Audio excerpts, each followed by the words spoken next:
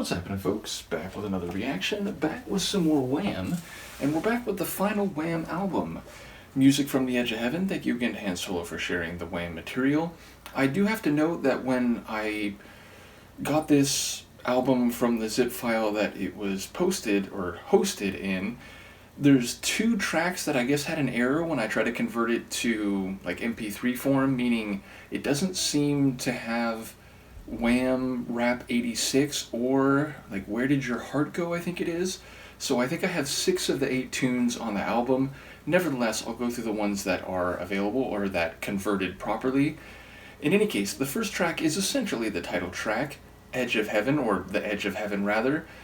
So the idea of the edge of heaven being right on the edge of the divine, right on the cusp of something that is transcendent, supernatural, beyond regular existence, but maybe just ever so accessible down here terrestrially. So whether that's love or whether that's intense emotions of a more nuanced or multifarious kind, it speaks to the type of experience, process, or event that is almost divine, almost supernatural.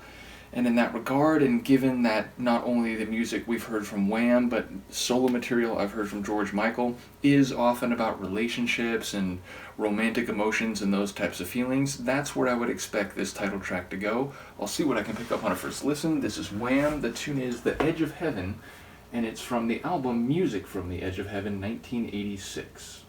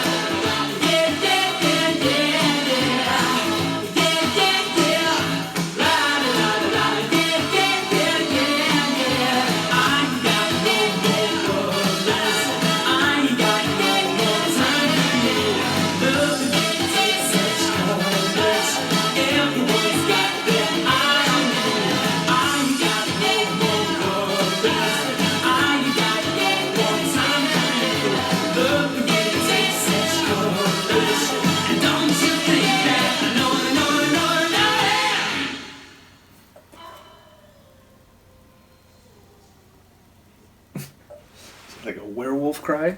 So yeah, I like the energy of the song. I like the sort of attitude of George's vocals. They feel like they have a bit of bite to them, a bit of like confidence to the point of being brash almost, and that comes through in some of his delivery.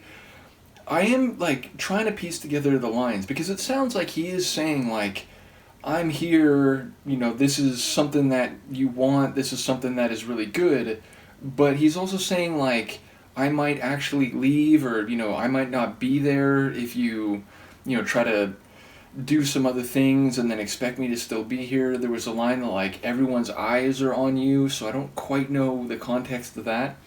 But yeah, it sounds like he's very passionate about this connection and feels like it can take them to the edge of heaven, but it also sounds like it's somewhat conditional, that like he wants what he wants out of this, and if the other person's not going to reciprocate in the way he wants, then he might walk out the door.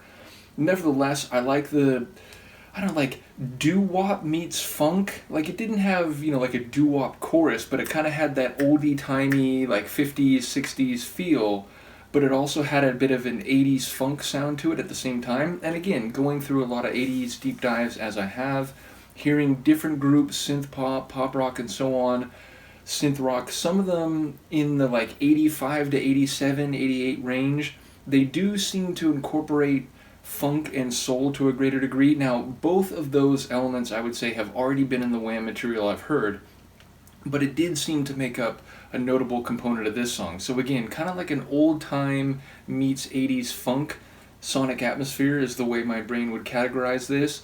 I did like there was like a deep bass line that was catching my ear. The sax in the chorus, definitely something that I'm always going to appreciate, and I like the way at the end of the chorus, or near the end of the chorus, it would sort of flare up a little bit. We eventually got a sort of 80s echoic guitar solo, or at least like a couple guitar riffs near the latter stages of the tune. So yeah, a lot of sonic elements that in one respect speak to the era, but not in a bad way, not in a dated, oh, it doesn't sound good anymore way, just that like, man, this sounds like 80s pop rock / funk goodness. So yeah, shout out to George, shout out to Andrew. Ultimately, I'm curious to hear, the way Wham ends, and then knowing a bit as I do about the first couple George solo albums, the transitional point of, like, okay, I'm leaving Wham behind because I want to do songs or write songs in my own way and so on, but nevertheless, it is enjoyable to hear sort of both sides of the George Michael story, the before and after, if you will. So, in any case, let me know what you think. I will see you next time. Peace.